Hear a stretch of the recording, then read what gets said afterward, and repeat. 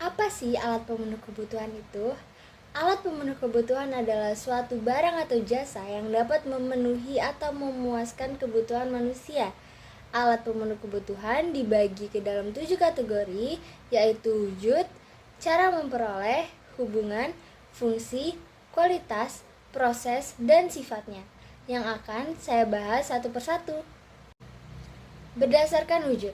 Berdasarkan wujudnya, barang dibagi menjadi dua macam, yaitu barang konkret dan abstrak. Barang konkret adalah sesuatu yang dapat diindra.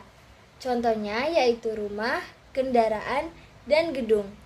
Barang abstrak. Barang abstrak adalah sesuatu yang tidak dapat diindra, tetapi dapat dirasakan manfaatnya. Contohnya itu kesehatan, pendidikan, bengkel, dan salon. Berdasarkan cara memperoleh dibagi ke dalam 3 macam. Yang pertama, barang ekonomi. Barang ekonomi adalah sesuatu yang bisa diperoleh dengan pengorbanan, yaitu dengan cara membeli barang tersebut. Contohnya yaitu seragam sekolah, buku, dan alat tulis. Yang kedua adalah barang bebas.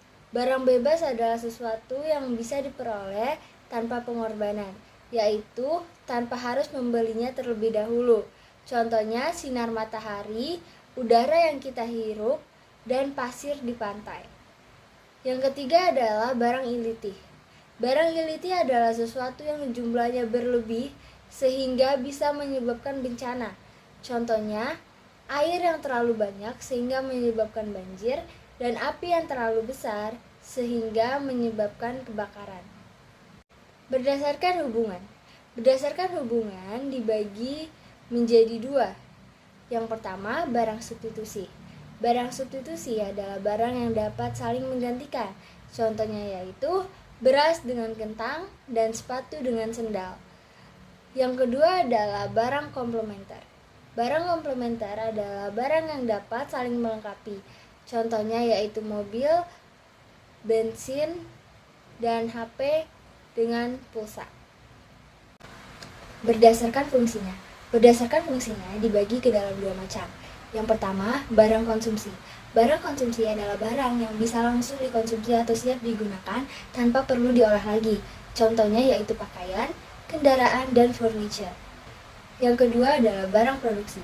Barang produksi atau barang modal adalah barang yang tidak bisa langsung dikonsumsi, tapi dapat digunakan sebagai alat bantu untuk menghasilkan barang lain. Contohnya yaitu mesin produksi, tanah lahan usaha, dan kapas sebagai bahan baku tekstil. Berdasarkan kualitasnya, barang dibagi menjadi 2 macam. Yang pertama adalah barang superior. Barang superior adalah barang yang memiliki kualitas tinggi, contohnya mobil baru, pakaian mahal, dan perhiasan. Yang kedua adalah barang inferior. Barang inferior adalah barang yang memiliki kualitas rendah, contohnya yaitu barang bekas dan beras raksin. Berdasarkan prosesnya, barang dibagi menjadi 3 macam. Yang pertama adalah barang mentah. Barang mentah adalah barang yang merupakan bahan baku produksi. Contohnya yaitu kayu gelondongan sebagai bahan baku furniture dan hasil pertanian sebagai bahan baku produk makanan. Yang kedua adalah barang setengah jadi. Barang setengah jadi adalah barang yang sudah mengalami proses produksi, tapi belum bisa digunakan karena belum sepenuhnya jadi. Contohnya yaitu kain tekstil pada industri pakaian dan tepung terigu pada industri makanan. Yang ketiga adalah barang jadi.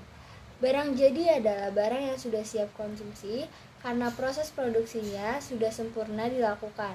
Contohnya yaitu pakaian, kendaraan, HP, dan laptop. Berdasarkan sifatnya dibagi menjadi 2 macam. Yang pertama, barang bergerak. Barang bergerak adalah barang yang bisa dipindahkan dan bisa digunakan sebagai jaminan pinjaman jangka pendek. Contohnya yaitu mobil, motor, HP, dan televisi. Yang kedua adalah barang tidak bergerak. Barang tidak bergerak adalah barang yang tidak bisa dipindahkan, tapi bisa digunakan sebagai jaminan pinjaman jangka panjang. Contohnya yaitu tanah, rumah, dan gedung.